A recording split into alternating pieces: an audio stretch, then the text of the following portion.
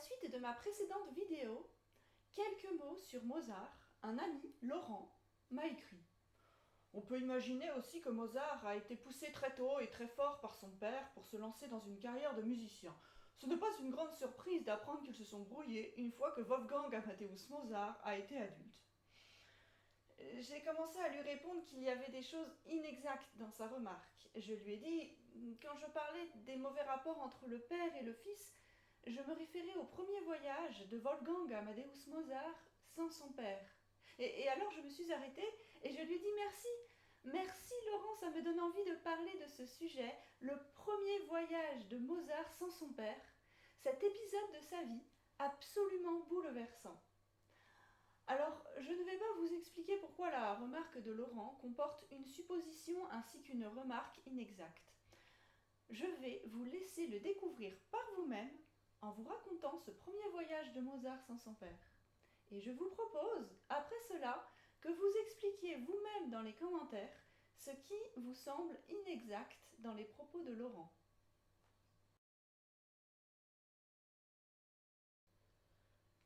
Avant de partir pour ce long voyage à travers l'Europe, Mozart vit dans sa ville natale, Salzbourg, au service du prince Colloredo. Le prince refuse de donner à Wolfgang le congé qu'il lui réclame pour voyager pour sa carrière de compositeur. Wolfgang est alors contraint de démissionner. Voilà Colloredo, piqué au vif, qui décide de simuler un renvoi. Il congédie le fils et le père pour reprendre le père quelques jours plus tard. Mozart se met en route pour son voyage, sans son père, mais avec sa mère. Munich, puis Augsbourg, puis Mannheim. Mozart espère des postes, des commandes de la part de l'aristocratie. On le fait attendre, le bloquant dans une ville, le contraignant à dépenser de l'argent pour les frais les plus élémentaires, pour finalement chaque fois lui refuser les postes espérés. Mais Mozart, comme toujours, ne cesse d'espérer.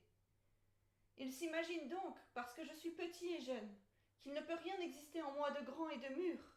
Eh bien, ils vont s'en rendre compte bientôt. Pourtant, tour à tour, chaque porte se ferme. Quoi d'étonnant que les dirigeants de l'époque refusent d'engager un jeune musicien inconnu, ou alors connu simplement comme un ancien enfant prodige, quand leur voisin, le prince Colloredo, a renvoyé ce musicien. Ils n'ont aucun intérêt à se mettre à dos un tel voisin. Les conséquences pour leur carrière politique seraient beaucoup trop importantes. À Munich, Mozart tombe follement amoureux d'une cantatrice, mademoiselle Aloysia Weber. Il la vénère plus que tout. Il veut l'aider à se faire reconnaître. Il songe à changer ses plans de voyage pour elle, aller en Italie pour l'aider à trouver une place digne d'elle. Son père s'y oppose férocement. Il poursuit son voyage, il quitte Munich, Aloysia et sa famille. Un premier déchirement. C'est Augsbourg. Il y est très mal accueilli, par la bourgeoisie notamment. Puis Mannheim, il y reste plusieurs mois, il se fait de très bons amis, et finalement le voilà parti pour Paris, quittant ses chers amis.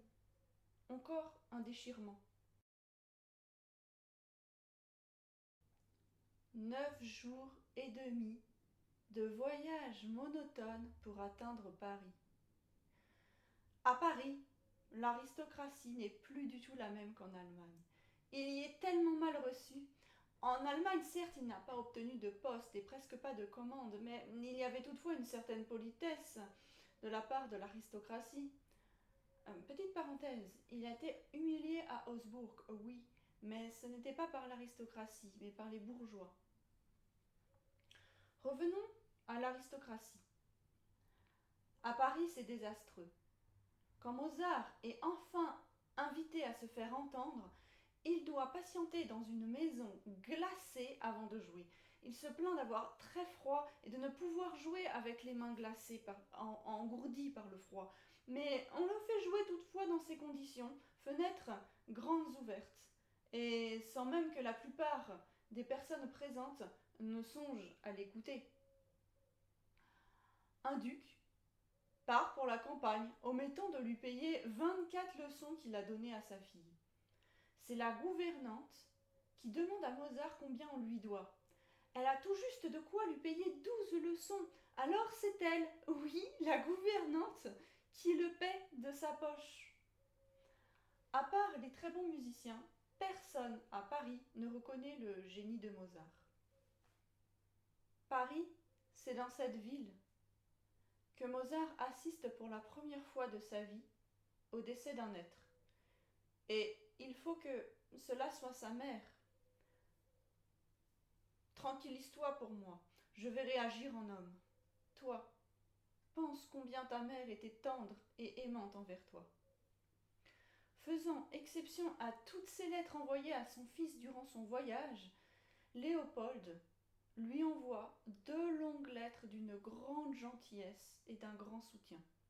Mais voilà qu'un comte, le comte Grimm, censé aider Wolfgang à Paris, écrit à Léopold pour signaler injustement que Wolfgang ne sait pas mener à bien sa carrière de musicien à Paris. La vérité, c'est que Grimm est blessé que Wolfgang ne se soit pas plié docilement à sa cause, la défense de l'opéra italien. En effet, à part quand il s'agit de composer pour sa bien-aimée Aloysia, Mozart ne jure que par l'opéra allemand. Et Léopold, qui poussait son fils à aller toujours plus loin pour trouver une bonne situation, décide alors que son fils ne doit pas continuer le voyage et lui ordonne de rentrer. Il se débrouille même pour le remettre au service du prince Colloredo à Salzbourg. Pour Mozart, épris de liberté, quelle perspective! Puis Léopold recommence à écrire ses lettres à son fils, pleines de reproches et de recommandations autoritaires. C'est un mélange de culpabilisation et de chantage auquel vient se rajouter maintenant ce reproche supplémentaire de la mort de sa mère, dont pourtant évidemment Wolfgang Amadeus Mozart n'est absolument pour rien. Wolfgang Amadeus Mozart avait fini à Paris par avoir un espoir d'une commande d'un opéra, composition à laquelle il aspirait plus que tout autre, ainsi qu'un projet de gravure de 6 sonates pour piano et violon. Mais il doit quitter Paris maintenant, sans pouvoir concrétiser ses projets tant attendus. Mozart subit la manipulation à la fois de son père et du comte Grimm. Le comte Grimm lui commande, sans son accord, une diligence pour Strasbourg et pousse quasiment de force Mozart dedans. Mozart se trouve alors pris au piège, probablement trop abasourdi pour réagir. Le voilà, quittant encore une ville, laissant des projets auxquels il tenait sans pouvoir y donner suite, dans une diligence absolument infâme. Oui, le comte Grimm n'allait tout de même pas, vous pensez, dépenser trop d'argent pour ce Wolfgang. La plus médiocre diligence faisait l'affaire. Durant le chemin de retour, Mozart passe par Strasbourg et Mannheim, où il se sent bien et entouré d'amis, mais encore pressé par ses lettres de chantage de son père, il se voit contraint de quitter tour à tour ces villes pour rentrer au plus vite. Il passe par Munich, où vit son Aloysia. Aloysia pour qui il avait commencé à composer un air d'opéra. Il lui avait écrit à propos de cet air quelque temps auparavant. En attendant de savoir par vous-même le succès qu'aurait cette scène, auprès de vous bien sûr, car je ne l'ai écrite qu'au pour vous, et je ne désire aucune louange autre que la vôtre. En attendant donc, je ne puis dire autre chose que ceci. C'est que, parmi toutes mes compositions dans ce genre, je dois confesser que cette scène est la meilleure de celles que j'ai écrites dans ma vie. Mozart avait reçu des lettres de la part de son Aloysia. Il avait appris qu'elle avait eu un immense chagrin en l'ayant cru mort durant son voyage. Mozart, fidèle à lui-même, n'avait cessé d'espérer. Il n'avait cessé de l'encenser, prêt à ne plus penser du tout à sa propre carrière pour ne penser qu'à la sienne. En un mot, il était véritablement amoureux. Mais finalement, cette cantatrice n'a pas voulu de Wolfgang Amadeus Mozart. Elle l'a rejeté. Mozart, élégant jusqu'au bout, lui remet toutefois en main propre son air promis. C'est une déception sentimentale immense pour Mozart, et c'est ainsi que se clôt son voyage.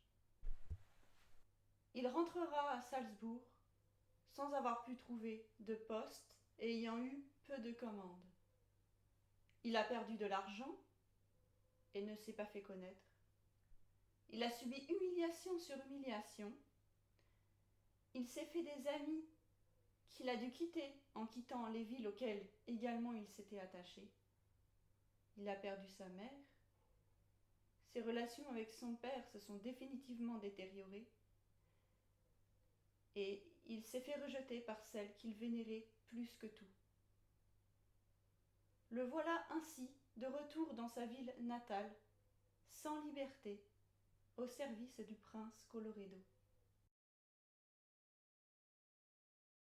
Je vais bientôt partir pour Salzbourg et Vienne visiter les maisons de Mozart. Alors, je vais vous ramener une boîte de chocolat autrichien à l'effigie de ce compositeur qui sera à gagner lors de la prochaine vidéo, mais je ne vous en dis pas plus. À bientôt!